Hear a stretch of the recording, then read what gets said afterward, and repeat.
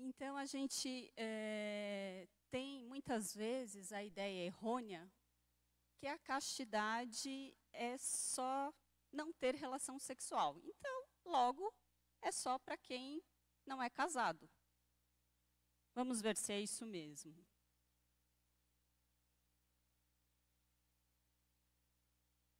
Então, o catecismo nos fala que todos os fiéis são chamados a levar uma vida casta segundo o seu específico estado de vida. Ou seja, a castidade é para todos. O padre Anderson, quando ele convidava, nas missas, ele falava isso, que até mesmo ele, enquanto padre, tinha que viver a castidade. E aí a gente pode achar assim, mas ele, enquanto padre, vai viver a castidade porque ele não pode ter relação sexual, ele é um celibatário. Na verdade, é muito mais do que isso. E nós vamos ver. Mas para isso, é bom a gente entender o que é a castidade primeiro. Eu quis trazer de propósito muitas colocações aqui do magistério da igreja, para que vocês pudessem ver que aqui eu não estou falando do que é a minha opinião. Mas eu até mesmo, pela minha vida de catequista, eu gosto de embasar tudo no magistério. Então, trouxe outra citação aqui do Catecismo da Igreja Católica. A castidade significa a integração correta da sexualidade na pessoa e, com isso, a unidade interior do homem em seu ser corporal e espiritual. E quando eu estava preparando essa palestra, e eu li isso, eu fiquei pensando, me chamou muito a atenção a sexualidade na pessoa. E, infelizmente, isso é muito contundente hoje. Porque as pessoas estão numa sexualidade tão desordenada, tão desregrada, que muitas vezes querem ter relação com animais, com tudo quanto é coisa, com um boneco, enfim. E não é a sexualidade humana, na pessoa. E isso, então, é muito bonito, porque, na verdade, assim, a nossa sexualidade vai muito além de fazer o ato sexual. É o chamado ao amor. E isso é muito bonito. Aqui na Amoris Laetitia, que é um documento mais recente, do Papa Francisco, ela nos traz que o amor entre o homem e a mulher, iluminado à luz do amor de Cristo crucificado, torna-se o ícone do relacionamento de Deus com o seu povo, e vice-versa. O modo de Deus amar torna-se a medida do amor humano. Então, na verdade, a gente tem que voltar e resgatar isso, o que era no princípio. Como São João Paulo II nos fala, na Teologia do Corpo, que é, na verdade, um compêndio de várias catequeses que ele fez sobre o corpo humano, sobre toda a sexualidade. Então, eu gostaria que vocês pensassem, então, exatamente isso. Nós fomos criados, lá no começo, à imagem e semelhança de Deus. Então, a gente precisa primeiro resgatar a nossa dignidade. Era algo que hoje a gente falava de manhã na nossa primeira reunião da Comissão de Defesa da Vida, da dignidade da pessoa humana, que se perdeu. E a sexualidade, como é vista hoje e vivida, tem muito a ver com isso. Então, assim, Deus é amor, certo? E nós fomos criados à imagem e semelhança de Deus. Logo, nós somos chamados a ser amor. Então, viver a nossa sexualidade de forma plena é viver esse amor. E esse amor, aí sim, é o que fala aqui, na primeira colocação aqui do catecismo, que todos são chamados a viver esse amor. Então, toda a nossa potencialidade, todo o nosso ser, toda essa energia, os nossos hormônios, principalmente na adolescência, mas em toda a nossa vida, a gente precisa canalizar para o amor, que é essa doação total essa entrega total ao outro, que não se faz somente no ato sexual. Então, por isso que os religiosos, os padres, as crianças, todos são chamados a viver a sua sexualidade plena nesse amor total, né? Então, nessa semelhança a Deus, né? Então, esse tem que ser o nosso referencial. Não esse amor que está falsificado hoje na sociedade, né? Essa caricatura de amor que nos é apresentada hoje.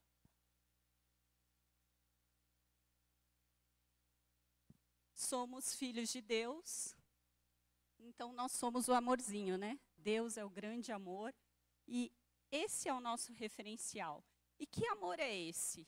É o amor de um Deus que entregou o seu próprio filho, que é Deus, se encarnou.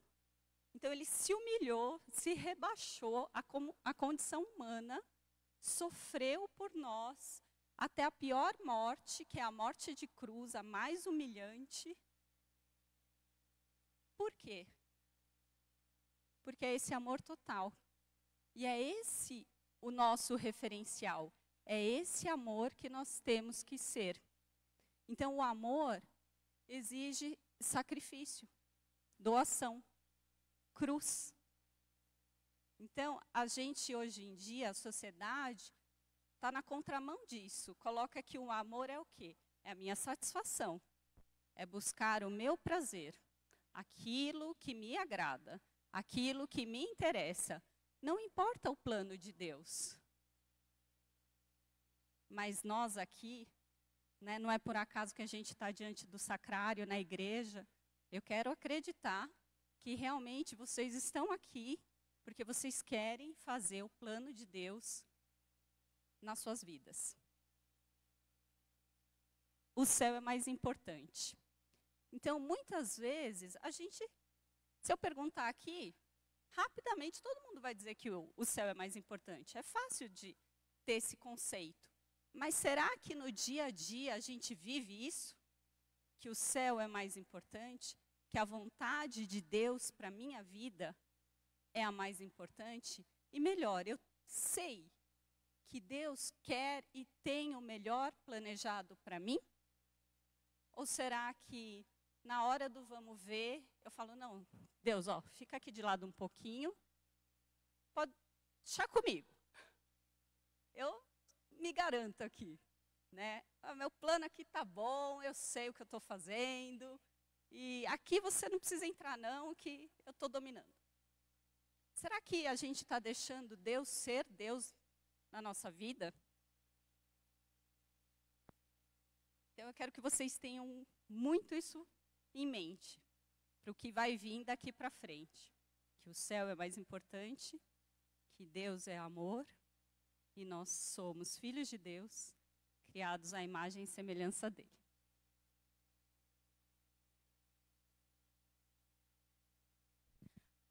A revelação cristã conhece dois modos específicos de realizar na sua totalidade a vocação da pessoa humana ao amor, que é o matrimônio e a virgindade. Isso está na Familiares Consórcio de São João Paulo II, de 81. Então, bem, a gente já aprendeu que a castidade tem a ver com o amor. É, na verdade, o amor bem orientado. Que nós somos filhos de Deus. E como a gente vai realizar esse amor? Ou no matrimônio, ou na virgindade. Agora está começando a ficar mais difícil a vida. Por quê? Aqui, então, a igreja já nos dá indícios claros, né, de como seguir. Se não é dentro do casamento, o ato sexual não faz sentido. E a gente vai explicar o porquê. Não é porque a igreja é aquela mãe malvada, cheia de regras sem sentido, retrógrada, né? Ah, em pleno século XXI, alguém faz isso ainda? Graças a Deus faz. Cabe a cada um, homem e mulher, reconhecer e aceitar a sua identidade sexual. Agora mais um ponto bem nevrálgico. Gente, e assim, eu sou apaixonada pela igreja, pelo magistério, porque tudo está no catecismo. Ele é muito atual. Qualquer dúvida, está lá. Ele fala de todos os temas. E principalmente o capítulo referente à castidade do catecismo é muito abrangente, muito maior do que a gente possa imaginar e do que a sociedade, e mesmo quem está aqui. Porque às vezes a gente acha que quem está na igreja, quem vem todo domingo na missa, conhece o que a igreja ensina, conhece a nossa doutrina. E muitas vezes, infelizmente, isso não é uma realidade. Ou se conhece, muitas vezes, acha que pode ser um self-service, onde eu vou e escolho se eu quero e se eu não quero. Isso até com uma carinha bonita. Hoje pode ser. Não é assim. Não é assim. Ou você é católico, né, a gente falava até hoje de manhã, muitos católicos são a favor do aborto. Não, ele não é católico, desculpa. Se você é a favor do aborto, você acha que você é católico, mas você, na verdade, não é. Né? Então, mas ainda tem jeito. Ainda dá tempo de mudar, de aprender, para isso que nós estamos aqui.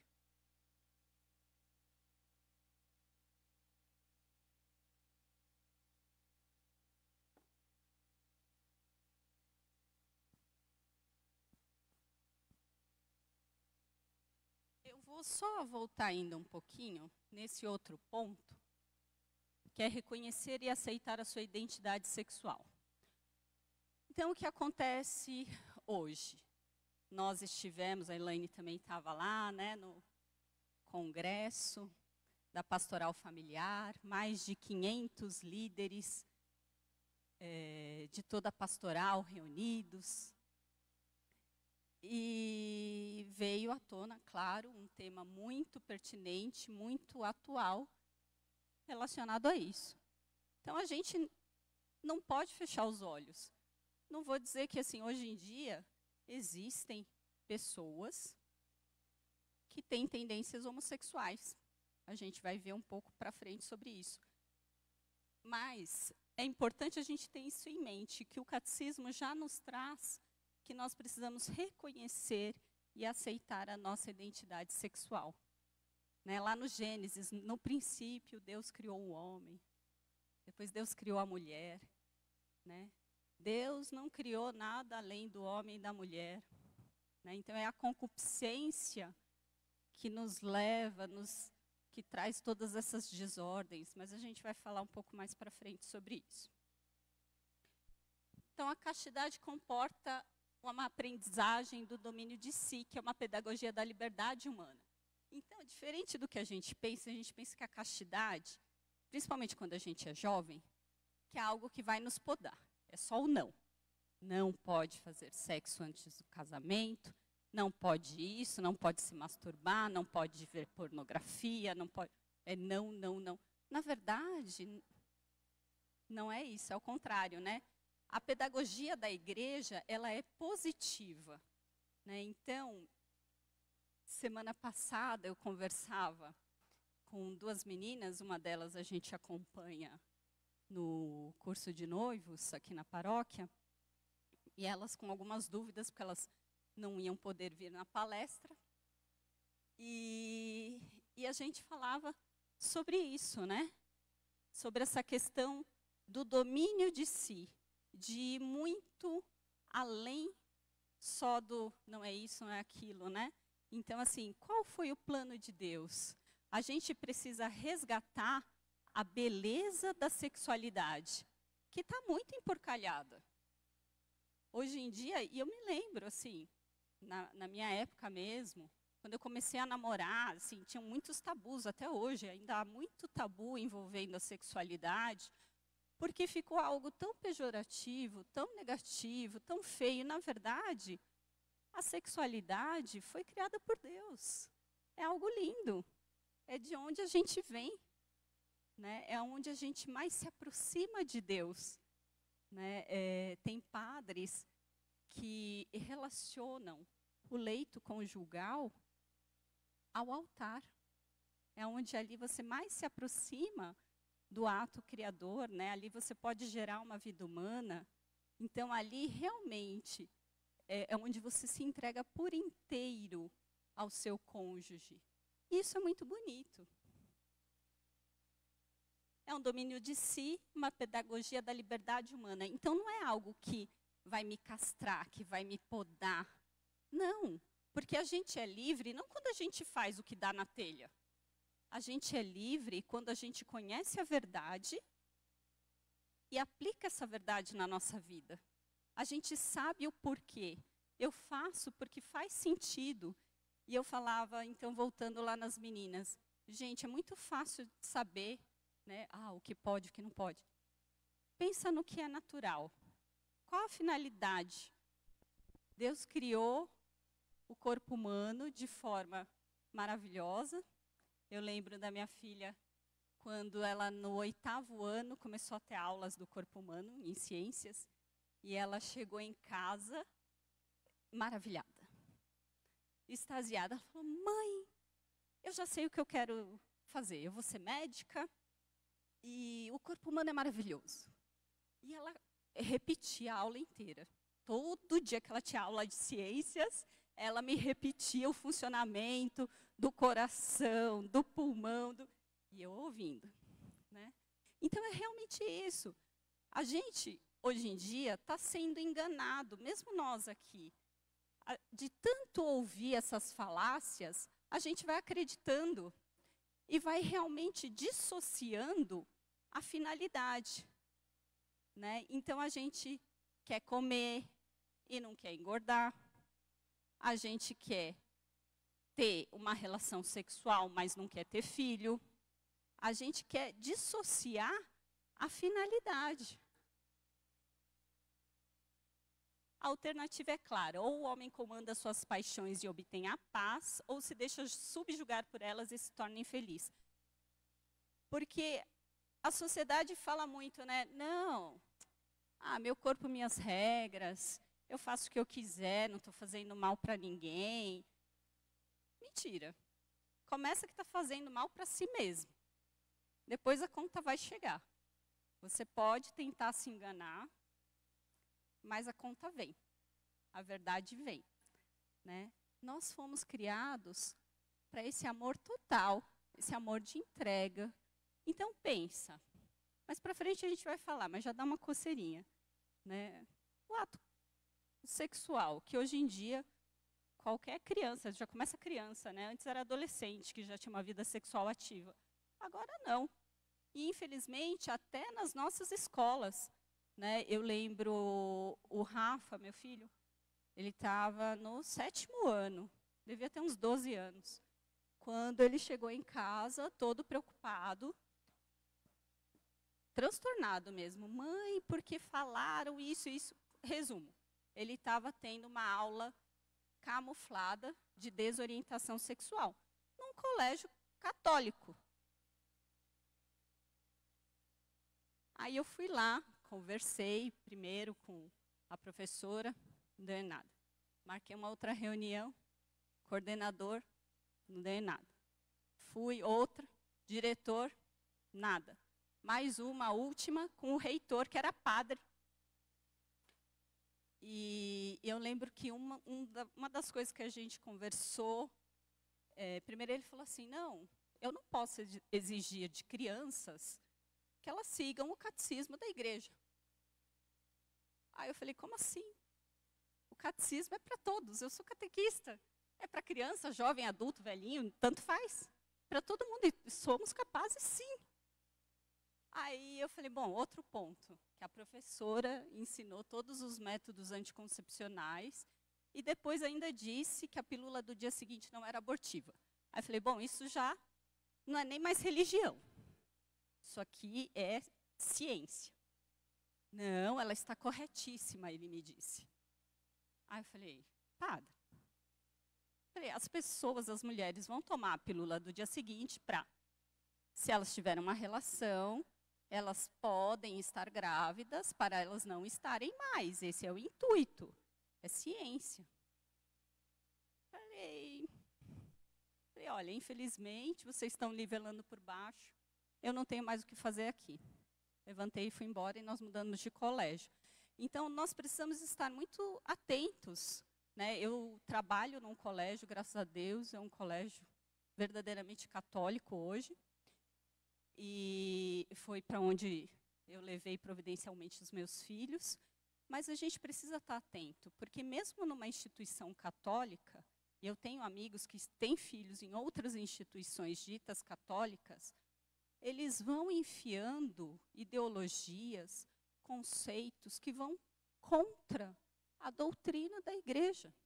E vão ensinando os nossos filhos. Então, se você não acompanha, se você não conversa muito com seu filho, ele está sendo doutrinado por tudo que não presta, sem você saber. E você achando que está tranquilo, porque colocou o seu filho numa escola dita católica. Infelizmente. Esse é o mundo que a gente vive. Então, as pessoas que, na verdade, acham que têm liberdade para fazer o que quiser sexualmente, elas acabam sendo escravas das suas paixões, da sua concupiscência, dos seus desejos desordenados. Elas não são livres, elas se enganam. Porque aí elas vão criando, por exemplo, o vício da masturbação, o vício da pornografia, né? Ou mesmo assim, de se entregar a relações sexuais fora do casamento, que obviamente, se você tem uma relação, qual é o possível efeito? Uma gestação. Se você não está preparado para gestar, então você não deveria ter uma relação sexual. Por isso que a igreja é mãe e ensina que a relação sexual ela cabe dentro do matrimônio, porque ali as pessoas já se comprometeram, né? E uma das promessas do matrimônio, a gente vai ver lá para frente, é: vocês prometem receber os filhos que Deus lhes mandar? Sim. Será que recebe mesmo? Por isso que a gente tem hoje em dia uma enxurrada de casamentos nulos. Porque as pessoas, várias eu conheço, que casam pensando: não, eu não quero ter filhos, eu vou ter um cachorro, vou ter um pet. Né? A gente está na era do pet. Tem restaurantes na Europa que aceitam seu pet, são pet friendly, mas não aceitam as crianças. Olha a que ponto a gente chegou. Aquele que quer permanecer fiel às promessas do batismo e resistir às tentações, vai ter que usar os meios. Então, a igreja dá os meios. É fácil viver a castidade? Não. Em nenhuma fase da vida. Por conta do pecado original que nos traz essa concupiscência, essa tendência, essa desordem. Não só desordem sexual, mas ao pecado em si, né? Mas a gente tem os meios, que é o primeiro.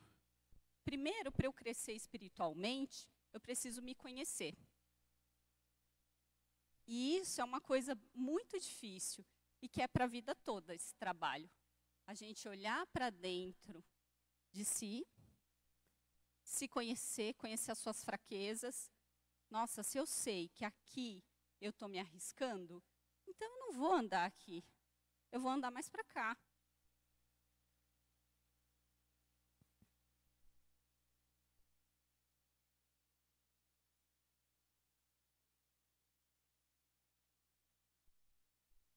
Só um minutinho, gente. Depois, a prática de uma sese adaptada às situações, a obediência aos mandamentos, as virtudes e a fidelidade à oração. Então, a igreja já deu aqui o caminho. Como eu faço para ser casto? Como eu faço para conseguir vencer toda essa minha paixão desordenada, os meus desejos, os meus hormônios borbulhando, tudo isso? Oração, sacramentos, ascese, conhecimento de si. Então, porque sozinho a gente não dá conta. Não se iludam achando assim: não, eu sou bom mesmo, eu vou dar conta. Não vai. Não vai. Então, você precisa recorrer a tudo que a Mãe Igreja nos coloca aqui no Catecismo. Como eu falei, o domínio de nós mesmos é um trabalho a longo prazo, né? É como fugir do pecado, não é? É o PHN, né? Que começou lá atrás com Dunga. Então, por hoje eu não vou pecar. Então, hoje eu vou fazer o esforço para não cair nessa tentação, nesse pecado. É uma luta diária, é uma luta constante contra todas as nossas desordens. A castidade é a virtude que liberta todos os nossos pensamentos, desejos e comportamentos sexuais do egoísmo e os direciona para o amor verdadeiro e autêntico. Essa é uma citação do escritor Christopher West. Então, assim, na verdade é isso. Todas essas paixões desordenadas é um desejo de satisfazer o meu prazer egoísta. Porque eu quero só ter uma satisfação, né? Ter um prazer, ter um orgasmo. Eu não quero ter que me comprometer com o outro uma vida toda. Eu quero me libertar do incômodo de ter um filho. Filho dá trabalho. Né? Então, filho é chato. Filho dá custo. Então, eu tenho direito. A gente começa a inventar direitos. Gente, que direito você tem? Acorda. Né? Você é filho de Deus, você é chamado a tomar a sua cruz. Isso quer dizer que, nossa, então é melhor não casar, né? Como São Paulo dizia. Não, gente, casar é bom. Ter filhos é bom. Né? Mas a gente precisa resgatar esses significados. Que os filhos são, primeiro, um dom e não um direito. Que os filhos são uma bênção. Né? O padre Paulo Ricardo fala muito isso, assim. Vamos começar a pensar e ser bem sincero. Lá na época dos nossos avós, quantos irmãos eles tinham? Aí depois, os filhos deles, os nossos pais, já tinham bem menos irmãos, né? Nós temos quantos irmãos? Depois, para quem tem filhos, quantos filhos nós temos? Ou para os jovens, quantos filhos eu quero ter? E como eu falei, infelizmente, hoje muitos nem querem ter filho. Eu quero casar, mas assim, perde o sentido. Né? A instituição do matrimônio é para formar uma família, mas hoje em dia, família também é qualquer coisa. Porque a relação sexual, o sexo também é qualquer coisa. A pessoa também é qualquer coisa. Então, a gente precisa começar a resgatar todas essas dignidades, toda a verdade. E aí, ele compara, e não só ele, né, a Eucaristia e o matrimônio. Eu achei isso sensacional. Por quê? Então, vamos voltar lá no princípio. Deus é amor. E ele não só se encarnou, sofreu, morreu por nós, mas ele se fez Eucaristia. Gente, a gente fala, a Eucaristia é lindo, maravilhoso, né, os acólitos aqui. Mas vocês já pararam para pensar que o que é a Eucaristia? É pão e vinho. Ele se fez pão e vinho.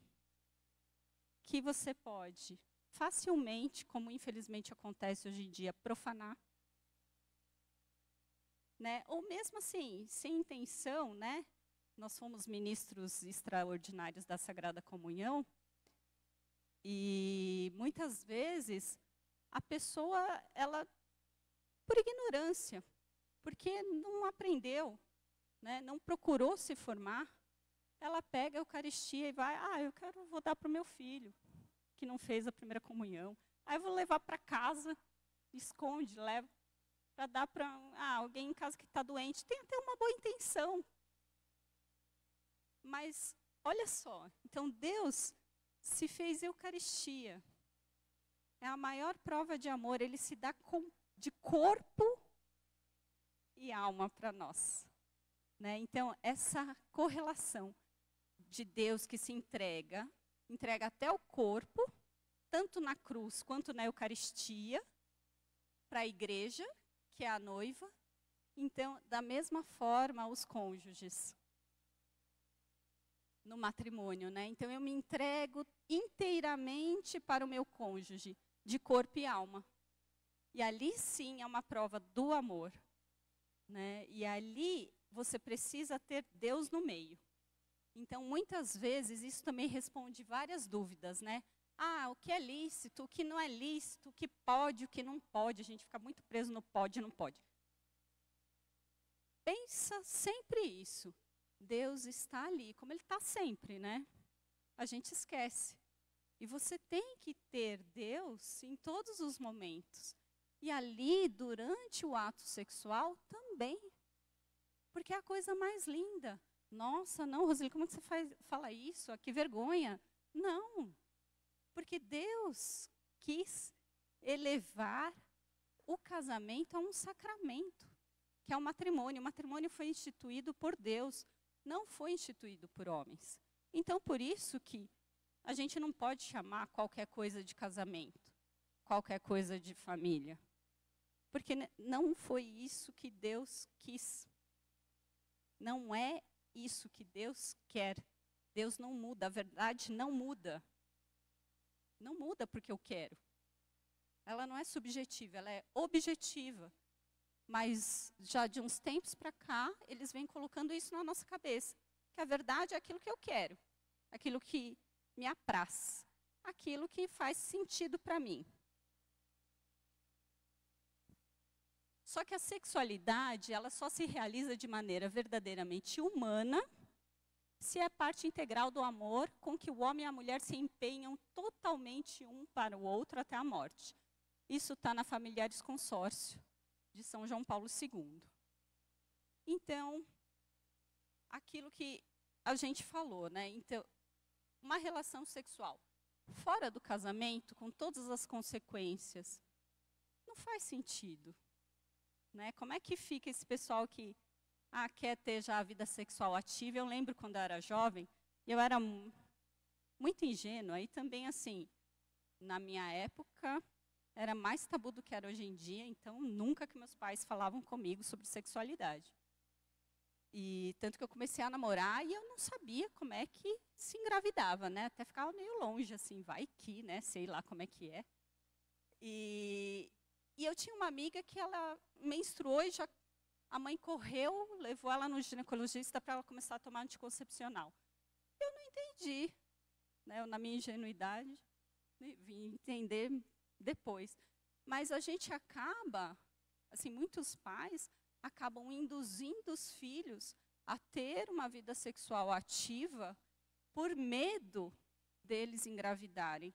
E aí, só que mais para frente a gente vai falar também de todas as consequências desses métodos artificiais, que não são 100% e ainda seguros, né? E ainda trazem vários prejuízos.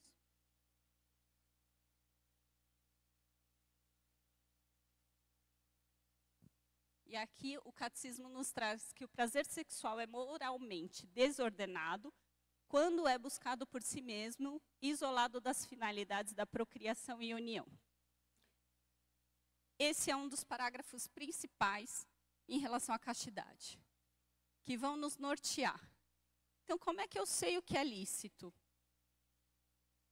Um ato sexual, a gente já sabe, é destinado aos cônjuges por motivos óbvios, porque pode gerar uma vida, e eu na adolescência, com meu namorado, meu noivo, meu ficante, a pessoa que eu conheci ontem, obviamente, nós não estamos preparados para assumir o compromisso e a responsabilidade de uma vida, de uma criança.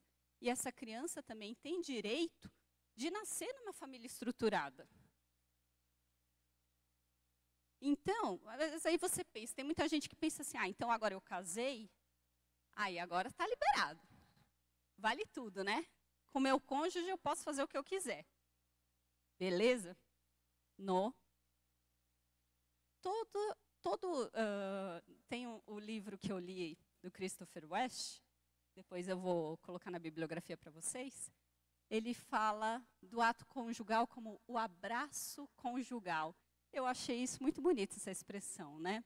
Porque é realmente o amor ali que eu me entrego totalmente. Se esse ato conjugal, se esse abraço conjugal, ele não está aberto à vida, então, não está valendo. Toda relação sexual no casamento tem que ser aberta à vida.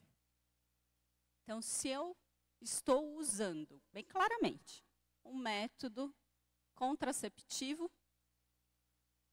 eu estou tendo uma relação sexual com meu cônjuge moralmente desordenada. E aqui, até um testemunho, né? Gostaria de partilhar com vocês. Muitas vezes, eu mesma, quando eu fui casar, eu conheci meu marido num grupo de oração de jovens da Renovação Carismática, católica. E aí eu procurei uma das minhas madrinhas, que era também do grupo de oração. Falei, olha, e aí, como é que fica, né, agora quando a gente casar? Ela falou, vai falar com o padre. Aí eu fui falar com o padre. Aí, sabe qual foi a orientação que eu recebi, infelizmente? Minha filha, o que vocês decidirem, está decidido. Ele não me falou aqui o que o catecismo falava, ó, que precisava da finalidade da procriação e da união. E isso me fez viver, nos fez viver longe da vontade de Deus por muitos anos. Mas, estudando, eu fui percebendo e fui falando com meu marido. Está errado. Nós não estamos fazendo a coisa certa. Mas é difícil, depois de uma vida você fazendo o errado, você confiar no plano de Deus. Porque a gente acha que a gente é melhor que Deus.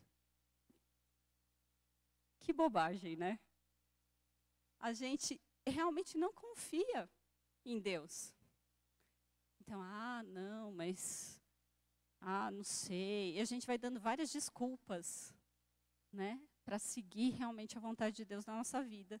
Mas aí a gente não é feliz quando a gente não faz, não segue a vontade de Deus, porque ela é perfeita. E aqui fala dos atos de homossexualidade, que são intrinsecamente desordenados. Então, está no catecismo isso. São contrários à lei natural. Então, aquilo que eu falei, que é muito fácil, o que é lícito? Pensa na finalidade. Qual é a lei natural? O homem foi criado para a mulher para o homem. Eu lembro que uma vez eu discutia num grupo e falava assim, gente, se todo mundo resolvesse ser homossexual, acabou a humanidade. Porque homem com homem não gera nada, mulher com mulher não gera nada.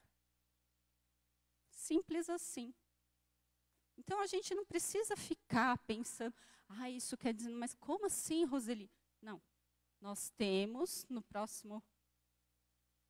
na próxima colocação fala, né, que um número grande de pessoas apresenta tendências homossexuais.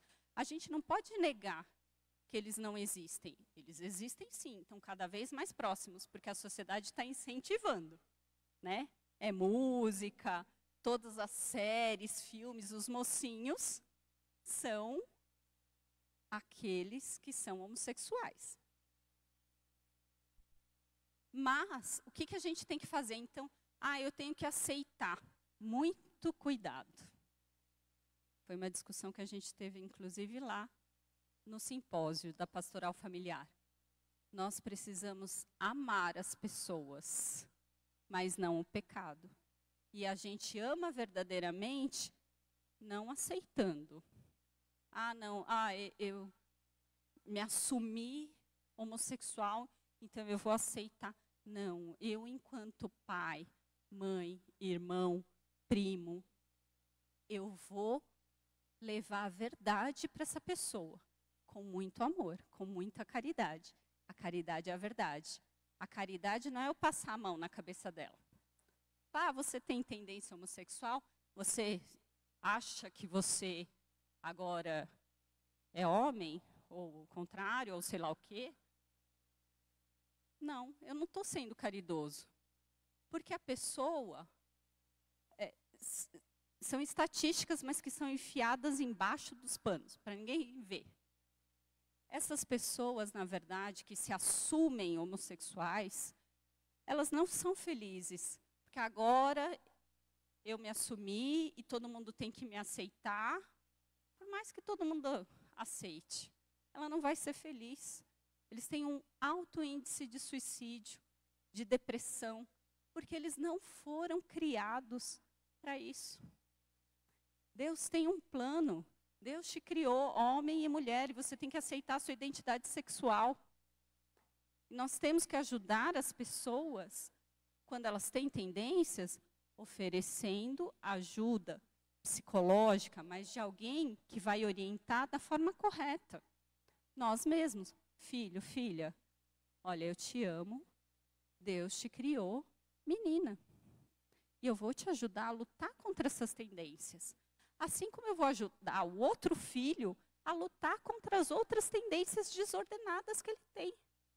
Que podem ser sexuais ou em outras lutas, contra outros pecados. Todos nós temos as desordens, por conta da concupiscência, do pecado original. Só que hoje em dia, se fala tanto, que a gente acaba sendo enganado. E acha que a gente está prestando um grande serviço, sendo caridoso, ao aceitar a pessoa que se assume homossexual.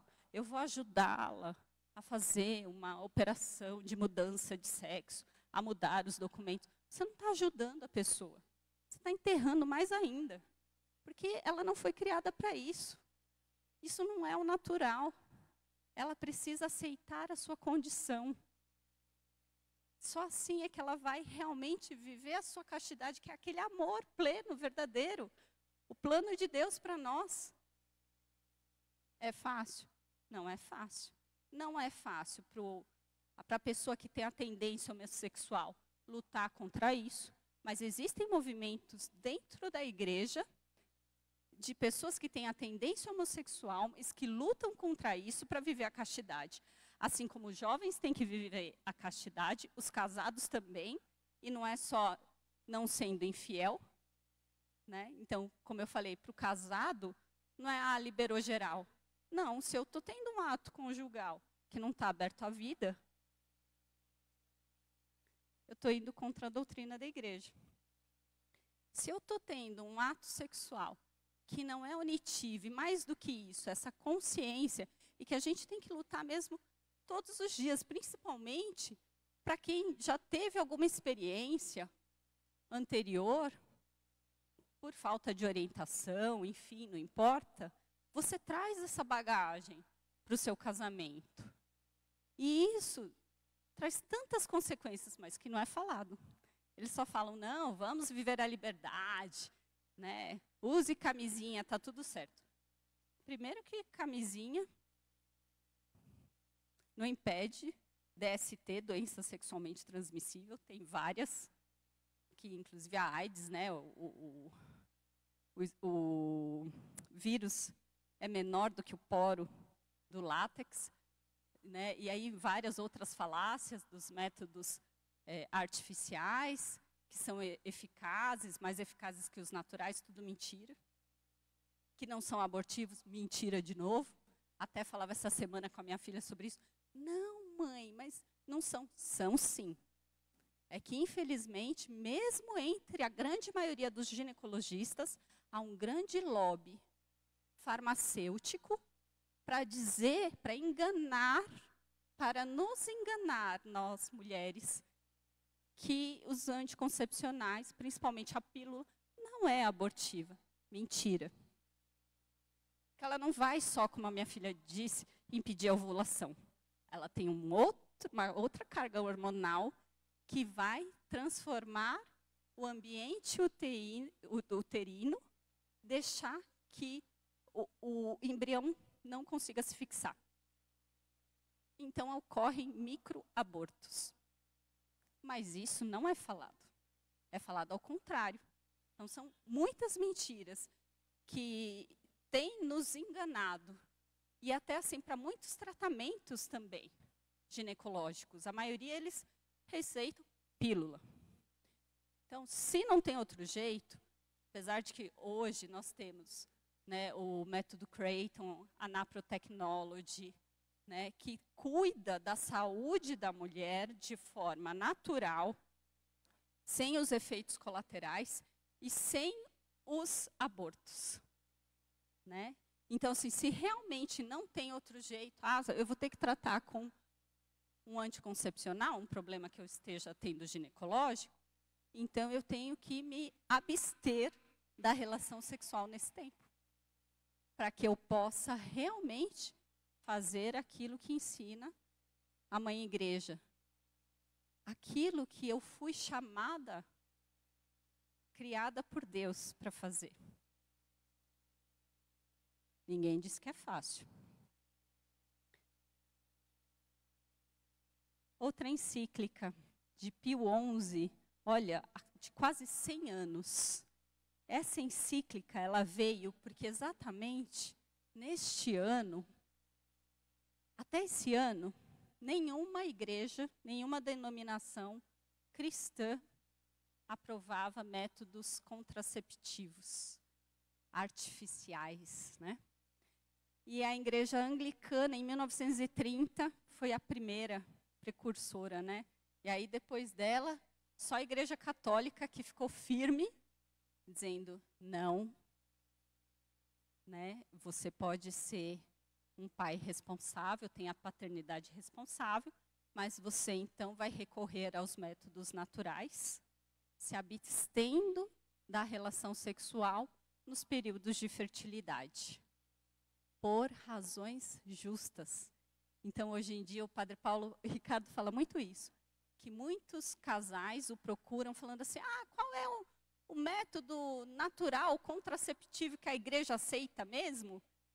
Na verdade, assim, os métodos naturais, eles foram criados para a fertilidade, para identificar e ajudar as mulheres que não conseguiam engravidar, os casais que não conseguiam engravidar, para identificar o período fértil.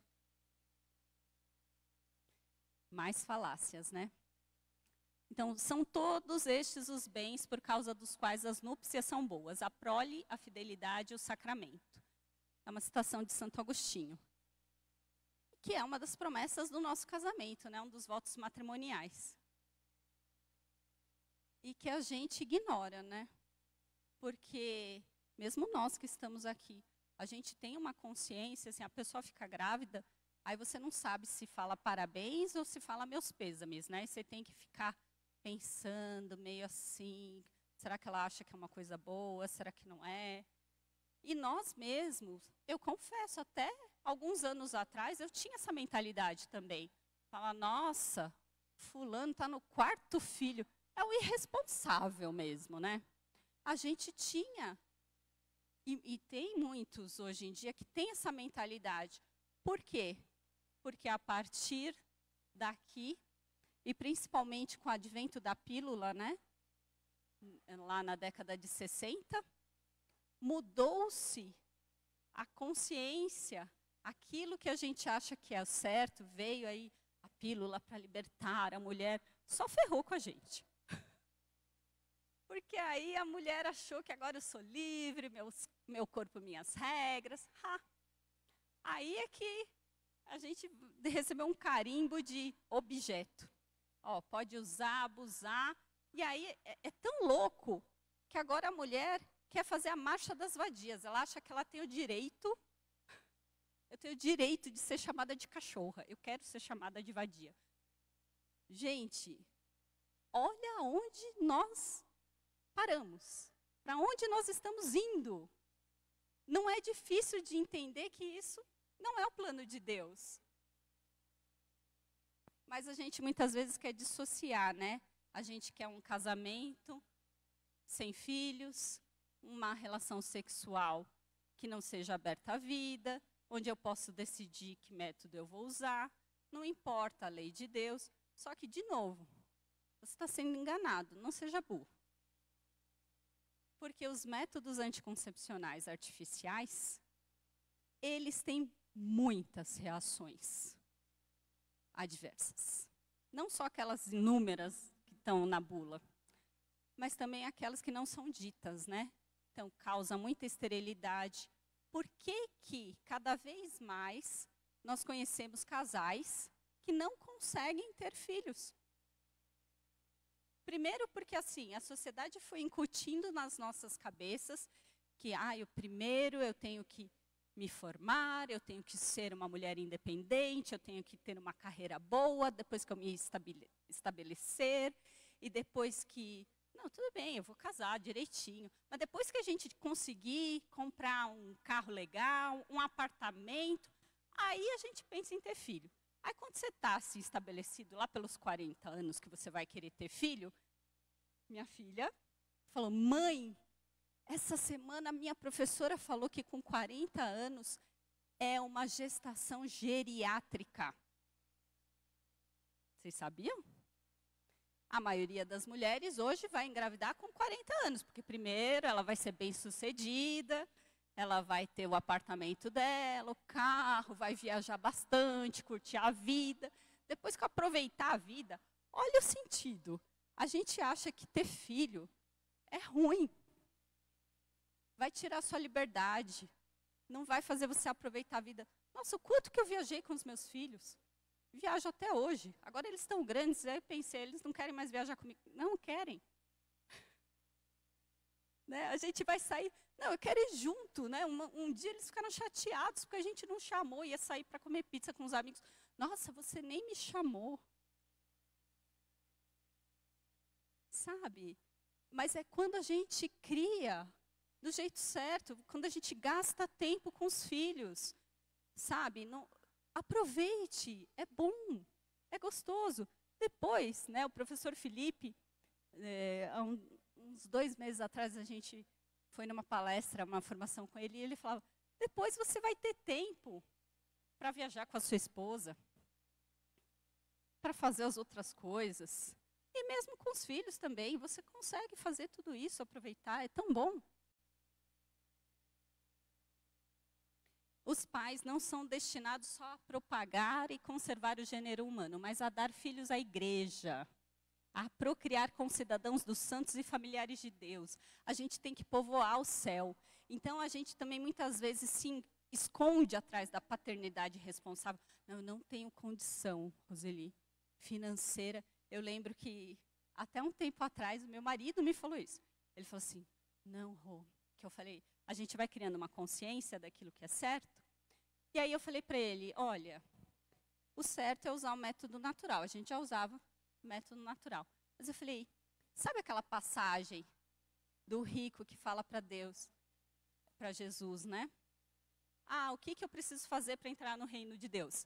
E aí ele fala, segue os mandamentos. E ele fala, tenho feito isso desde a minha juventude. Né? O que mais eu preciso fazer? Ele falou, se queres ser perfeito, vende tudo e me segue. E ele foi embora porque ele não era capaz de ser perfeito. Então, é isso. Mas se eu quero ser perfeito, eu vou deixar nas mãos de Deus.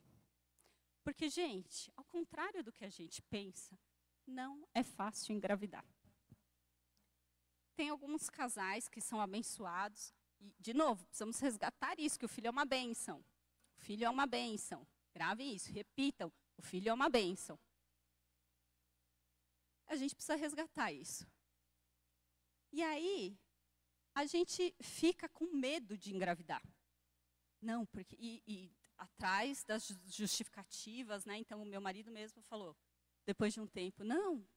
Que eu falei, vamos deixar na mão de Deus, né? Se ele quiser mandar, ele manda. E ele falou, não, mas você está louca? A gente não tem condição, né, financeira. Eu falei, fala sério. A gente já tinha, o Rafa e a Gi já era grande, né? Isso foi, sei lá, há uns 10 anos atrás, talvez, um pouco menos. Aí eu falei assim, hoje a gente tem muito mais condição financeira do que quando a gente teve o Rafa e a Gi. Deixa de ser cara de pau. Não, mas a gente também não tem condição psicológica. Eu falei, a gente hoje tem muito mais condição psicológica do que quando a gente teve o Rafa e a Gi lá no começo. E eu até falei para ele, eu falei assim, de vez em quando eu brinco com ele, falo assim, nossa, né? Será que Deus não vai mandar um, né? Às vezes eu fico meio enjoada, falo assim, ai, não sei, não sei. Aí ele fala assim, aí eu falo, gente, não, é difícil. Eu falei, para pensar, há quanto tempo que a gente não faz nada? E Deus, assim, não usa nem o método natural para pensar, não, nos dias férteis não vamos nos abster. E eu não engravido. Porque o filho é um dom. E não é tão fácil assim engravidar. E eu falo para ele, eu falo, nossa, é um desperdício, porque eu acho que nós seríamos ótimos pais. Hoje, mais do que quando eles nasceram, porque coitado do Rafa, então, que foi o primeiro, né, é uma cobaia. A gente erra tentando acertar, né, mas é assim. Então, às vezes a gente dá desculpas, e eu falo assim, as pessoas que usam principalmente o argumento financeiro, hoje você acha que não tem condição, mas será que não tem mesmo? E amanhã também, hoje você pode ter condição, amanhã, sei lá, o governo, que nem lá no Collor, pegou todas as economias de todo mundo. Acontecer qualquer coisa aí, esses dias, né, que choveu, caiu um monte de árvore, você tem um comércio, caiu em cima do seu comércio. E aí? Você acha que você tem controle. Você não tem. Você não tem. Então, o que hoje está de um jeito, amanhã pode estar de outro. Você não sabe nem se você vai estar vivo amanhã. Então, a gente precisa confiar um pouco mais no plano de Deus, na misericórdia de Deus, e ter mais em mente isso. O que vale é o céu. Lembra lá do começo? Então, não importa se eu tive uma vida de sofrimento, mas é que a sociedade também coloca que o sofrimento é ruim. A gente foge. O Padre Paulo fala muito isso. Foge da dor e busca o prazer. A gente virou meio animalzinho, né? Condicionado. A gente não quer pagar o preço, a gente não quer sofrer, mas o amor é com dor. Se você não se sacrifica, o pai, a mãe, principalmente, tem que ir lá cuidar, não vai dormir quando a criança está doente, quando não quer comer. Você tem que se sacrificar, mas vale a pena. Vale a pena, é bom.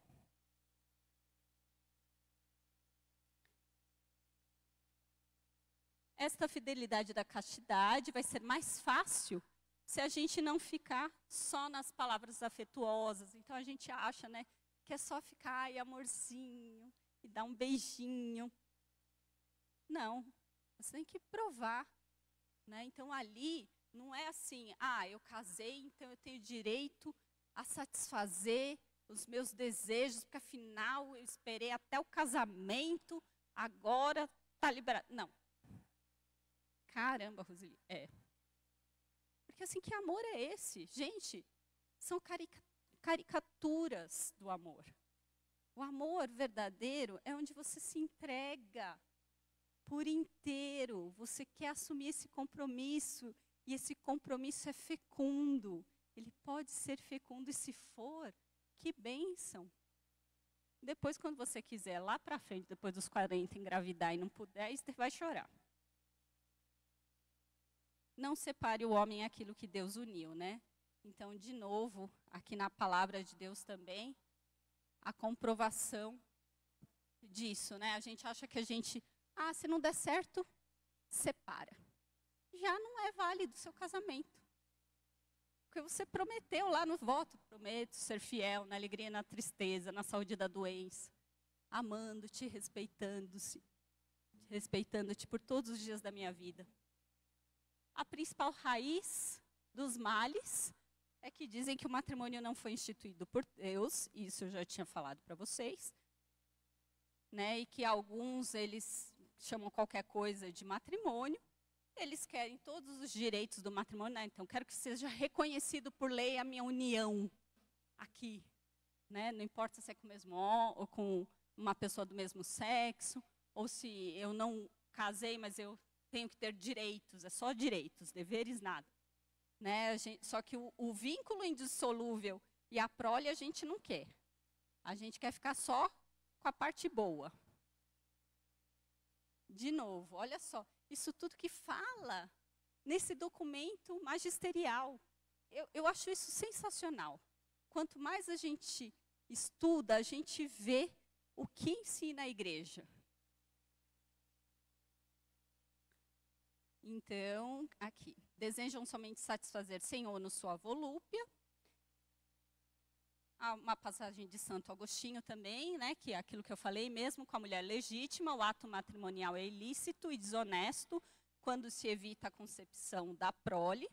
Então, tem que estar aberto à vida. Aí, aqui sim, os períodos infecundos, né, que é o método natural, que é o que São João Paulo II e, na verdade, todo o magistério da igreja nos coloca. E é isso que a gente precisa resgatar, né, que os filhos são o dom mais excelente do matrimônio e contribuem grandemente para o bem dos pais. Na encíclica Humani Vitae de Paulo VI, né, São Paulo VI, de 68. Olha quanto tempo. Então, a gente precisa resgatar isso. Que o filho é um dom, de novo, não um direito.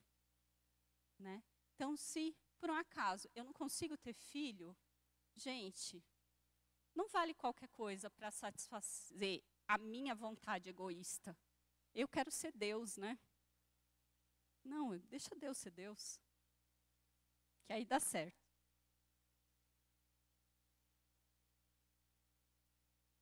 A fecundidade é um dom, né? O filho pede para nascer não de qualquer maneira. Isso aqui, o catecismo nos coloca toda a questão da inseminação artificial, da fecundação in vitro, que tem várias outras consequências que a gente poderia ficar aqui horas e horas falando, né? Então, a questão da eugenia, né? Porque são fertilizantes, além da forma, né? Então, o homem vai precisar se masturbar para colher o sêmen. A masturbação é intrinsecamente má,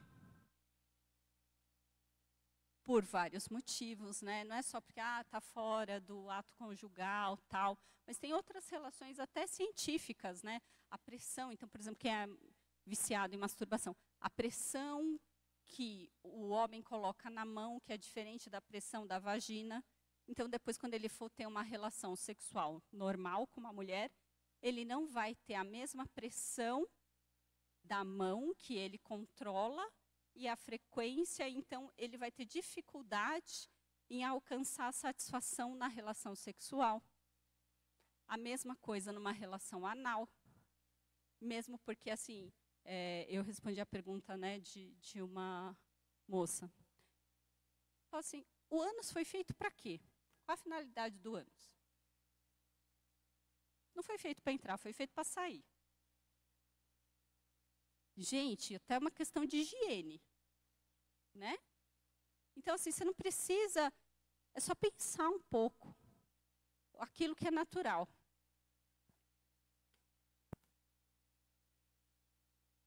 A Sagrada Escritura e a prática tradicional da igreja veem nas famílias numerosas um sinal da bênção divina e da generosidade dos pais.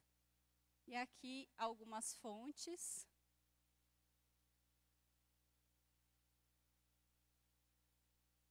Opa, aqui. Eu vou até pedir aqui, Rafa, me dá uma ajuda, por favor. Para eu colocar aqui para vocês, eu trouxe a maioria da minha bibliografia. Pode ir colocando aqui na mesa, por favor? Não, coloca um por vez.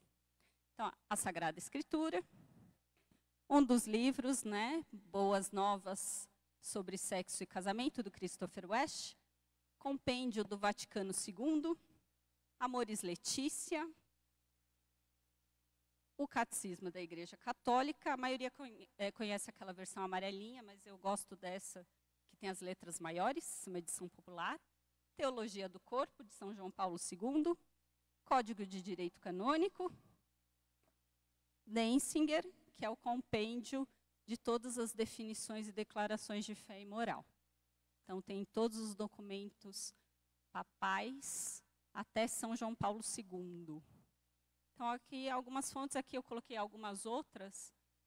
Né, esse livro, Vida Sexual no Casamento, eu tinha a intenção de trazer, mas nós compramos 3 volumes, demos 2, emprestamos o último que não foi devolvido. A pessoa falou, gostou tanto que ela falou, não vou devolver. Mas a gente vai comprar outro. Né, esses 2 sites do padrepauloricardo.org, muito bom. doritaporto.com também, foi uma das palestrantes do nosso congresso. Ela é ex-diretora do colégio que eu trabalho, Colégio Verdadeiramente Católico. E lá também tem muito material bom. Então, nós temos fontes seguras. E é isso. Agora, perguntas?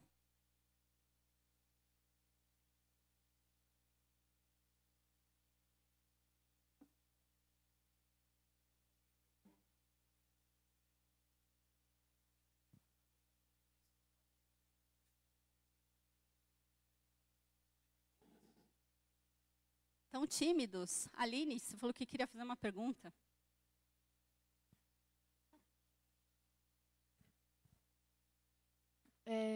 Você falou bastante, né, da castidade dentro do casamento, né, mas eu gostaria que você faça um pouquinho de forma clara da castidade dentro do namoro, que é bastante falada, mas é bom falar mais uma vez, mais um pouco.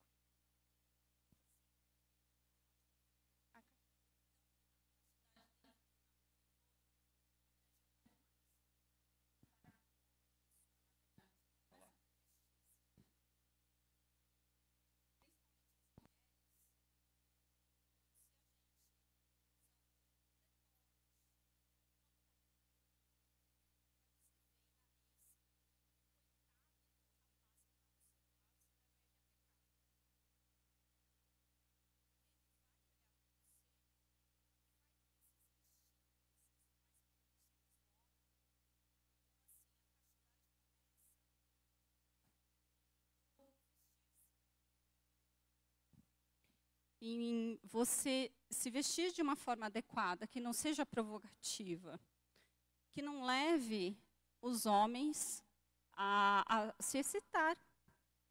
Também, dentro do namoro, aí entra muito o que pode e o que não pode. Eu lembro até de ouvir formações assim, onde perguntavam, mas pode beijo de língua?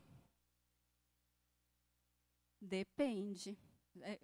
Quando eu ouvi isso, eu achei um pouco radical. Eu falei, nossa, que exagero. Mas por quê? Porque, assim, tudo aquilo que te prepara para um ato conjugal, e o que isso quer dizer? Tudo aquilo que te excita.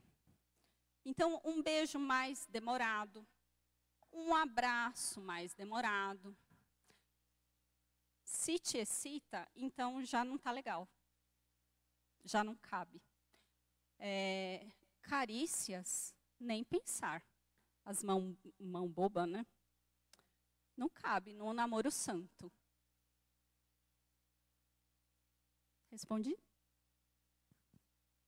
Mais alguém?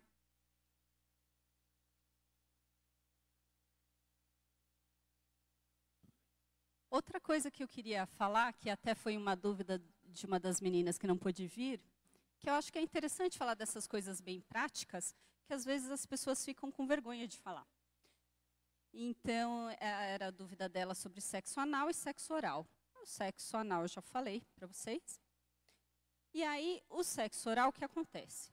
Se você chegar aos finalmente, né? Então, se o homem, por exemplo, ejacular, então, vai estar aberto à vida? Vai ter aquela finalidade procriativa? Pode até ter a unitiva, porque está dentro, né, do matrimônio, está lá, é uma demonstração de amor do casal, mas não está aberto à vida. Mas, nas preliminares, porque a gente tem o prelúdio, o lúdio e o pós-lúdio. Né? Então, nas preliminares, principalmente para as mulheres que elas demoram mais para estar prontas para o abraço conjugal do que os homens. Então, as carícias podem ser genitais, né? Contanto que você não chegue à satisfação. Também, depois, assim, o ideal é que dentro do abraço conjugal, homem e mulher cheguem juntos à satisfação. Mas isso nem sempre acontece. Isso é o mundo ideal, né? Lá do desenho. E quando isso não acontece, obviamente, o homem sempre chega à satisfação, dificilmente não vai chegar. Mas nem sempre a mulher chega. Então, se a mulher desejar, ela pode chegar à satisfação através de uma relação oral. Tá? Porque está dentro do contexto do abraço conjugal. Mas uma coisa que, enquanto eu preparava, assim, ficou muito latente em mim e que eu acho que eu ainda preciso crescer também. E aí acredito que muitos, né, precisam crescer nisso. É uma luta diária. É a gente realmente ter essa consciência, e mais do que isso, eu realmente, no abraço conjugal, ser realmente uma demonstração do meu amor de Cristo. E nem sempre isso é fácil, né? Porque a gente vem de uma contaminação de tanta falácia, de, assim, emporcalharam tanto a relação sexual, a gente teve tanta exposição, né? A maioria das pessoas, a cenas que não deveria haver, ou mesmo assim experiências anteriores. E isso é difícil depois, na hora do abraço conjugal, você realmente ter uma relação de entrega desse amor de Cristo, sabe? De você se doar totalmente. Que é isso que todos nós somos chamados, né? A potencializar toda a nossa energia, toda a nossa vitalidade, toda a nossa potencialidade, tudo aquilo que Deus nos capacitou, a gente potencializar tudo isso para um amor verdadeiro. Mas um amor verdadeiro para todas as pessoas. Não só se eu sou chamada ao matrimônio. Então é isso que o Padre Anderson falava.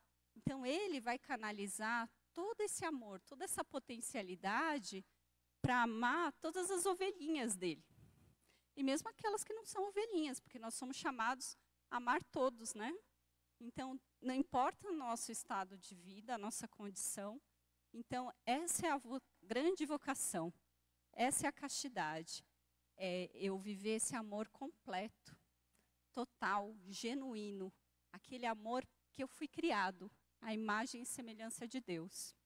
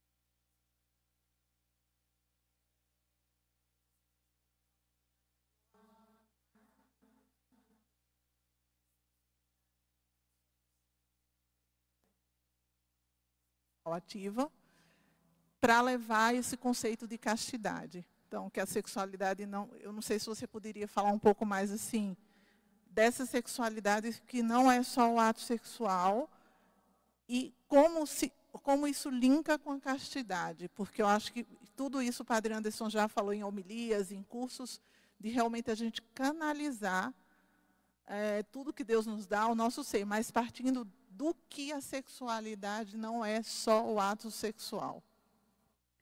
Ótimo, Ju. Então, é exatamente isso. Então, nós fomos lá no princípio, né? Então, Deus é amor, nós fomos criados à imagem e semelhança de Deus, então nós somos chamados a ser esse amor, né? E esse amor, a sexualidade, a castidade, ela não está reduzida ao ato sexual. É muito mais que isso, né? É eu realmente amar todas as pessoas, não só o meu cônjuge, né? Mas assim, toda a potência do meu ser. É o meu amor de mãe, é o meu amor de filha, é o meu amor com os irmãos, com as pessoas que Deus coloca no meu caminho, né? Então eu vou potencializar tudo aquilo que Deus me deu, né? O que eu fui criada, o que eu fui chamada. Então primeiro eu me aceitar, mas eu também reconhecer que eu tenho coisas para dar. A gente tem a tendência de falar muito rapidamente, reconhecer os nossos defeitos. Mas, muitas vezes, se você tem que listar suas qualidades, as pessoas têm mais dificuldade. Mas todos nós fomos criados à imagem e semelhança de Deus. Todos nós somos bons, né? Todos nós temos jeito, né? Todos nós somos chamados a essa potencialidade do amor, né? A ser o outro Cristo. A amar o outro de forma integral, na doação, no sacrifício, né? Que muitas vezes vai ter as suas compensações, vão ter os dias bons. Não vai ser só sofrimento. A vida não é só sofrimento. Mas a gente tem que também ter em mente aquilo, o que é mais importante?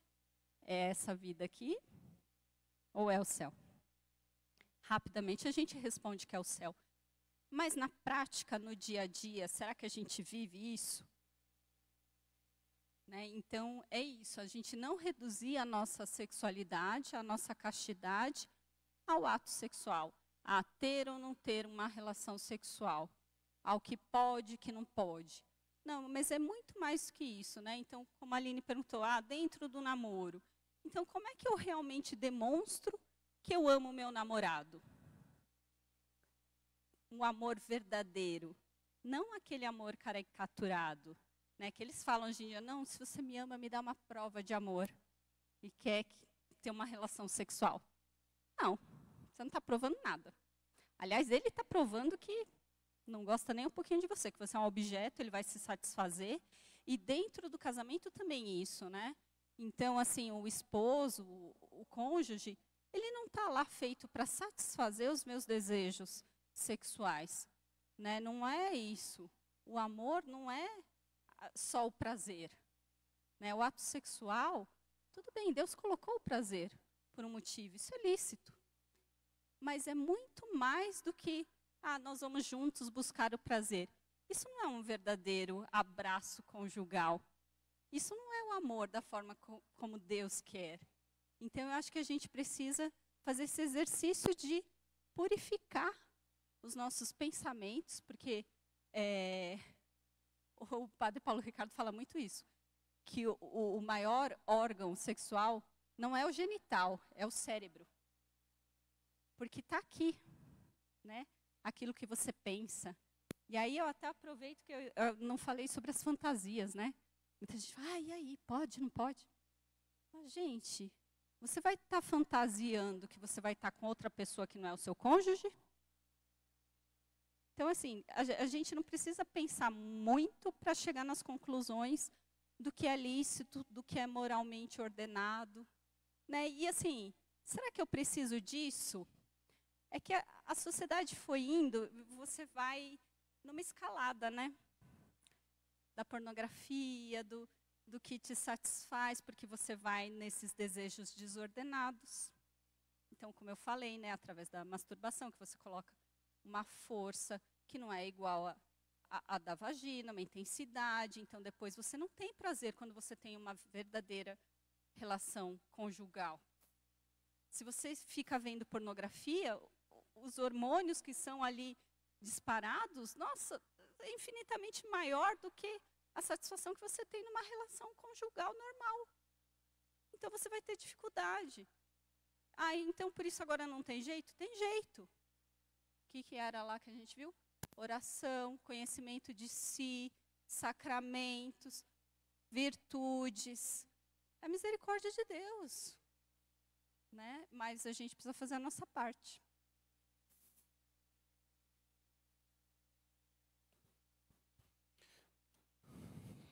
Pesado, né? Mas é isso aí. Obrigado. Minha esposa.